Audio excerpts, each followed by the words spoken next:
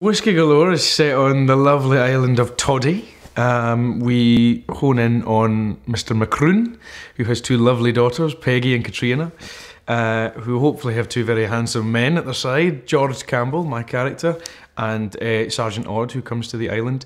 And when the cabinet minister runs aground and the island dries up for whiskey, we think and realise that we very quickly have to somehow find ourselves in a plethora of whiskey, which we're able to do. And George's character in particular has to make sure that whiskey happens for the Réitich, which is a very sort of old traditional Gaelic, sort of like almost rites of passage in a way for a young man and woman before their wedding.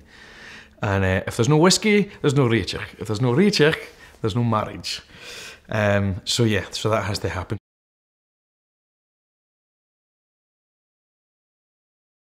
So I played George Campbell, who is the schoolmaster on the island of Toddy, and he's very much in love with Katrina Macroon, and he has a sort of overbearing mother, Lady Campbell, who is quite a severe woman, a tragically embittered and broken woman from the passing of George's father, George Senior, and George is very much held in that part of his life as well. He's not really been able to grow up beyond about 15 or 16 years old.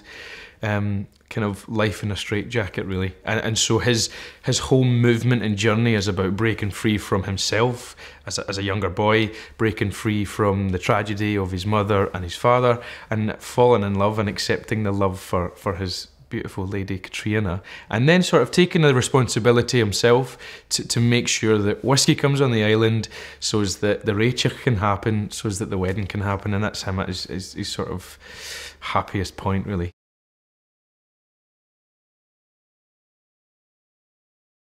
It's not tricky to fall in love with someone like Ellie Kendrick. She's brilliant, you know, she's a terrific actress and a very good friend. And so for George, that he's just besotted by Katrina and isn't really able to articulate those feelings. He feels them. He's a very emotional character, but it's so compressed because of this sort of burden and weight of Mrs. Campbell that it's not until the pop corks, quite literally, or the cork pops, it should be that much, shouldn't it? Then there's a sort of gushing flow of whiskey. And Gillis, I remember one of the earliest chats we had, spoke about the need for this built-up tension, and then pop, and then George's sort of spirit almost mimics the journey of the whiskey in the film.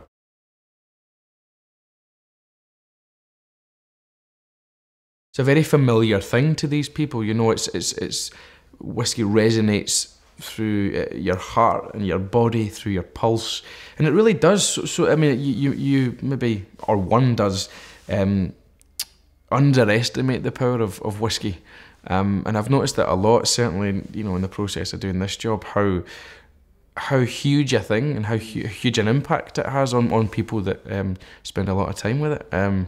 Good and bad, I'm sure, but you know, it's been a very positive learning experience getting to know all that. But it's one of the biggest characters in the story as well, so we've had to properly revere it in a way that it deserves.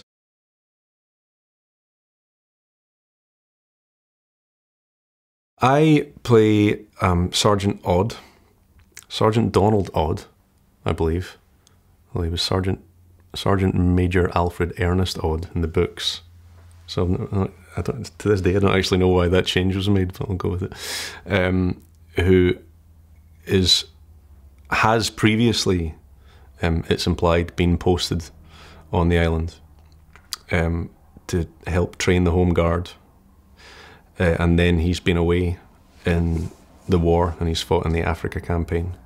But while he was on the island in the first place, he met Peggy Macroon and fell madly in love, as you would, and comes back with the intention of asking for her hand in marriage.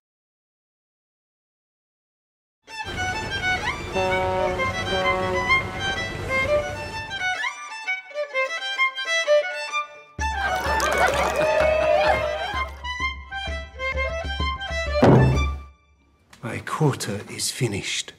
There is no more whiskey. The island is dry. Day has brought a terrible shock. nothing but tea. What is your cargo? And whiskey for New York! 50,000 cases!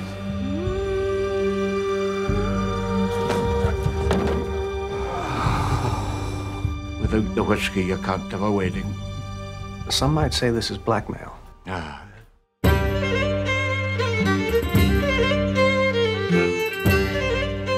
There is whiskey hidden in this town. It's Mr. Brown to tell us the customs cutter is approaching the bay. Hide the whiskey!